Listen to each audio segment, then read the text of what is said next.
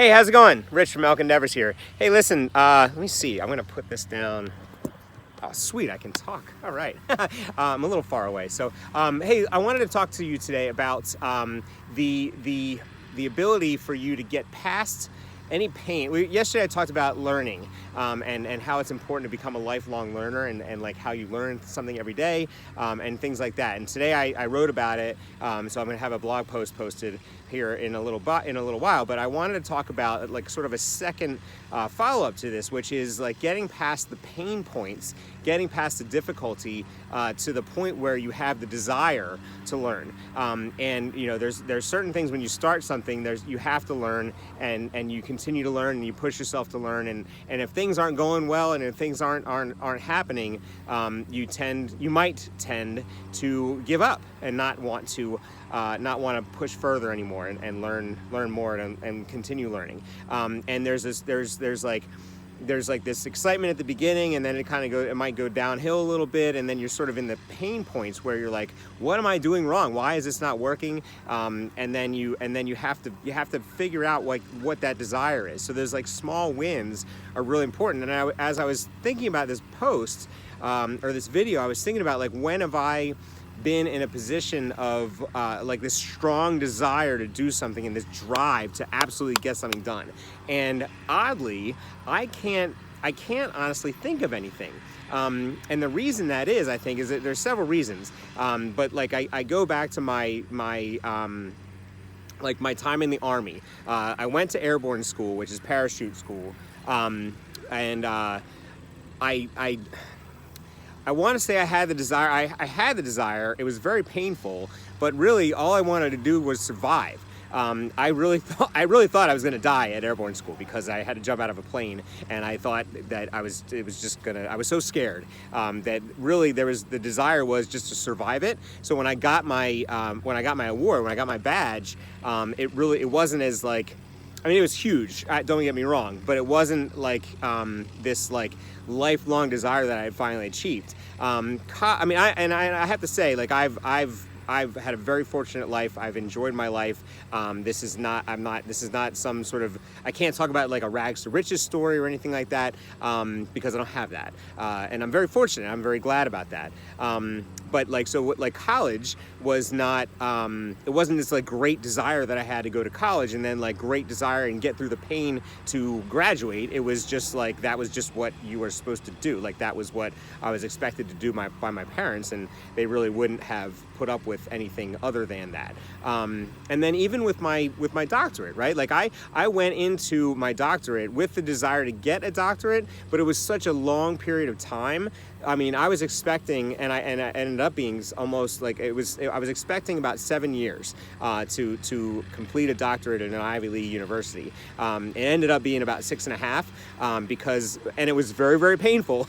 And like toward the end, like, I loved the classes. I learned. I mean, you can't imagine the things that I learned and how I completely changed. It was almost a decade of my life, and how I completely changed. But ultimately, I got through it. And so the end result, like when I walked across the stage, I had, you do a dissertation and you write the dissertation, and I defended that dissertation in December.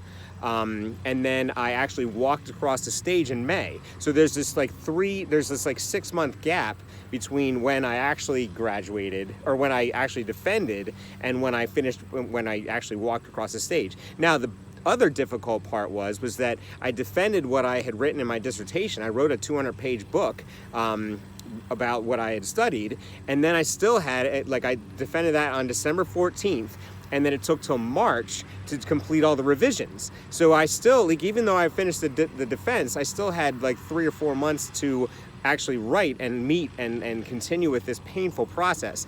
So it was a struggle. The whole thing was a struggle, but the point is that reward was really, it was kind of minimized because I had like sort of rewards. It was so painful that, and I didn't expect not to get it. Because I put in the work. Like, I did the dissertation. I never entered the University of Pennsylvania with the idea that I wouldn't make it. So that was something. So really what I'm trying to get at is that where I've learned to like get past the pain is with affiliate entrepreneurship, right? I mean, I've been working on this, and I've been doing this for 6 months, and that's not a long time. When I think about my doctorate, 6 years versus 6 months, it's like that's one class. So I've been working on this for not very long, but I'll tell you what, that first sale, when I first got the sale, and this is when I was thinking about it as just a money thing, and I've talked about that a lot. When I first got that first sale, when I opened the email, and it was like I won the Super Bowl. I'm jumping around, I'm screaming at my kid, like my 2-year-old son's there. He can't understand what's going on. So I'm just like, I'm having a great time. I'm just doing all this stuff, and it was just such a celebration. And that was where I built the desire, right? That's where there wasn't much pain before that, but like now when I have the pain points, I know what it feels like to have that win, and now I just like desire to have that win is there, and the more I do it, and the more I've learned, the more I've come to the fact that my purpose in life and my purpose in this is helping others succeed. It's not about me making money. I mean, it is, but that's not why I'm doing this solely. It's about me, like my making money means that other people are earning money, and other people are making the decision to become successful, and other people are choosing to be mentored by me, right? So it's an honor.